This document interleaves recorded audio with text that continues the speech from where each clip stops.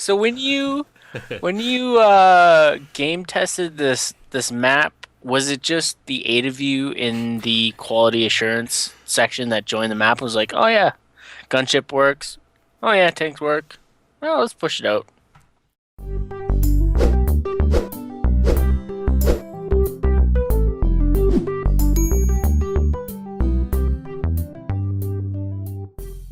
Hey everybody, JayzTwoCents coming at you once again with some mediocre gameplay covered by some epic commentary.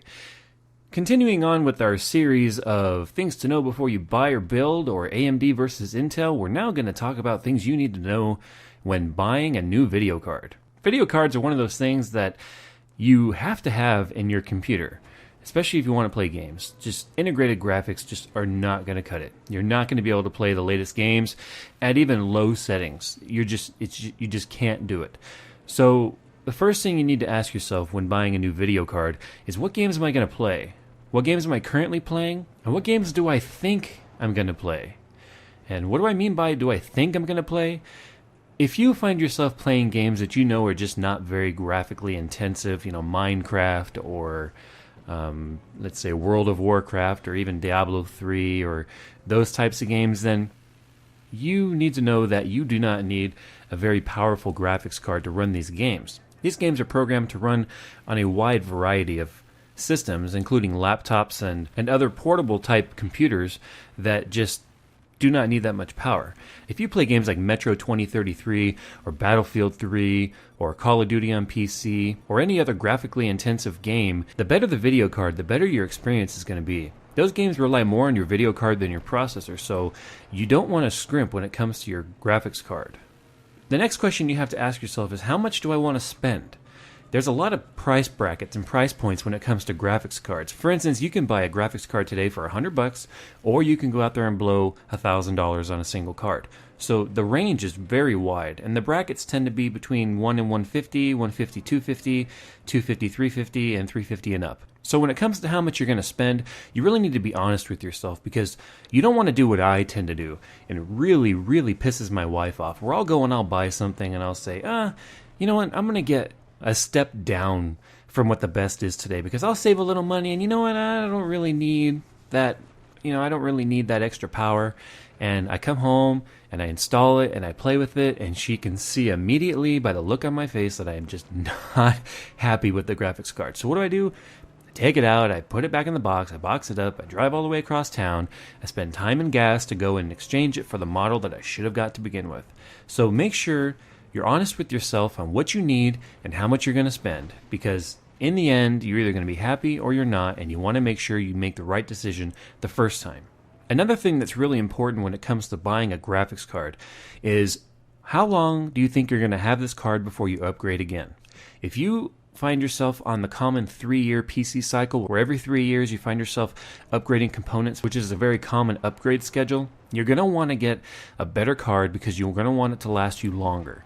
If you find yourself doing an annual upgrade, you can probably get away with the medium grade card, or maybe even the one step below the best available for whatever brand you tend to go with. So you can get away with spending a little bit less today, because tomorrow, or metaphorically tomorrow, 12 months from now or less, you're going to be buying another graphics card.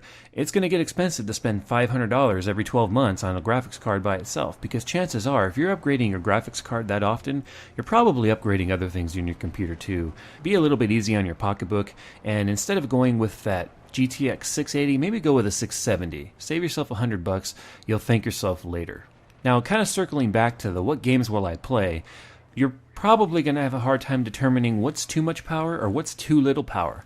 For example, I have several messages sitting in my inbox as I do this recording asking a specific question of which graphics card is better, X or Y, and they'll name the particular models that they're currently looking at. I'm here to tell you right now, when it comes down to it, the better card is the higher number. So if you're comparing a 670 to a 680, the 680 is better. If you're comparing a 7950 to a 7970, the 7970 is better. It doesn't lie in terms of the numbers. The sheer hardware between the two is going to be better with the higher number. Now, the question you should really be asking yourself is, which is better for me? To answer that, you've got to circle back to the first question we started this video with. What games are you going to be playing? If I'm playing Minecraft, I don't want to run out there and get a 680. That's just silly. You can easily get away using a mid-end card or even a low-end card depending on what games you play. Now, one thing I would like to explain to people who aren't too familiar with graphics cards on why you have these varying models of the same technology, and let me explain what I mean by that. For the 600 series for Nvidia is known as Kepler.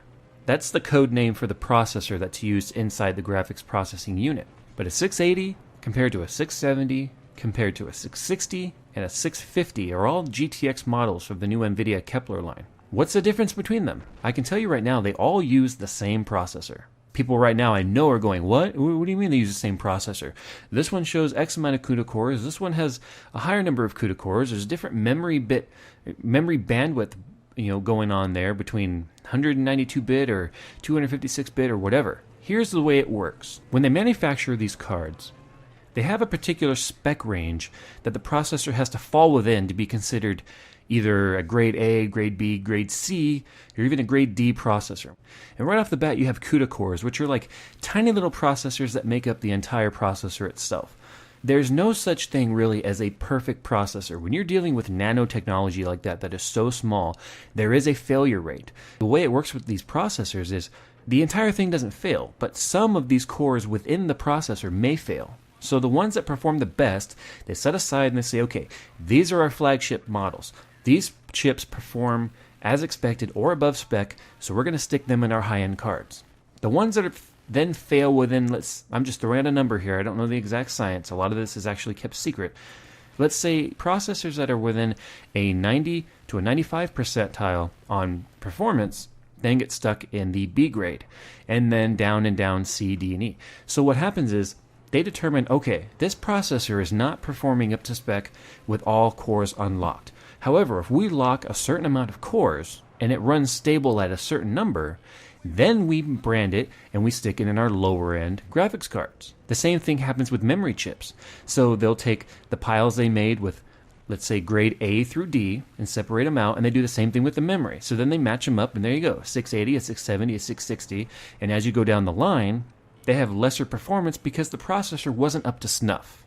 Okay, so that's why you'll hear somewhere along the neighborhood of my 670 is within 10% performance ratio of a 680, which is very true because Kepler has a very great ratio of performance to failure rate. So what does that mean? It means the processors that they're sticking in the 670s were so close to the 680 that they're getting very similar performance, but all the cores may not have passed QA, so they had to be stuck in that B grade pile. So with that explanation, I hope it makes more sense to what the difference means between the numbers. They are all the same processor, they just have different components within them, either locked or unlocked. And as the card goes down and the processor becomes less intense, there's less hardware that needs to support it, whether it be the memory bus or the speed of the memory or the MOSFETs or whatever are on the board. So that's why you tend to find a $100 shift between each card.